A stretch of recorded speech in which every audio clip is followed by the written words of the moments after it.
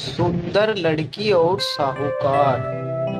एक व्यापारी ने किसी धनी साहूकार से ब्याज पर पैसा उधार ले रखा था, लेकिन व्यापार में नुकसान हो जाने की वजह से वह साहूकार का पैसा लौटा नहीं पा रहा था। व्यापारी की एक बहुत ही सुंदर बेटी थी। साहूकार बड़ा कुटिल था।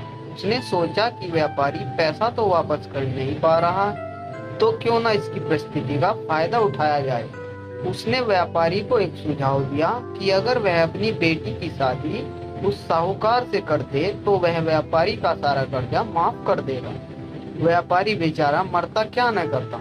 उसने अपनी बेटी को सारी बात बताई। समस्या बड़ी थी। साहूकार अधेड़ उम्र का कुरूपी व्यक्ति था। अब उस बेटी के आगे दो ही रास्ते थे। पहला, या तो साहूकार से विवाह करने से इनकार कर दे और अपने पिता को कर्ज में दबा रहने दे। दूसरा, साहूकार से खुशी से विवाह कर दे ताकि उसका पिता स्वतंत्रता से रह सके। लड़की ने साहूकार के आगे एक शर्त रखी कि साहूकार एक थैला लाए और उसमें दो गोलियां डाले, एक सफेद रंग की तथा दूसरी काले रंग की। उसके बाद लड़की उस थैले से आंख बंद करके कोई एक गोली निकालेगी। गोली अगर काली निकली तो लड़की साहूकार से विवाह कर लेगी और उसके पिता का कर्जा माफ कर दिया जाएगा। साथ ही अगर गोली सफेद निकली तो भी पिता का कर्जा माफ कर दिया जाएगा। लेकिन लड़की साहूकार से विवाह नहीं करेगी। साहूकार तुरंत बांध गया और जल्द ही एक थैला लेकर आ गया। अब वह जब थैले में गोलियां डाल रहा था तो लड़की ने देखा कि साहूकार ने चालाकी से दोनों काली गोली थैले में डाल दी है। अब लड़की परेशान हो गई कि अब वह करे तो क्या करे। साहूकार का भांडा फोड़ भी दे तो भी वह दूसरी किसी चाल में उसे जरूर फंसाएगा।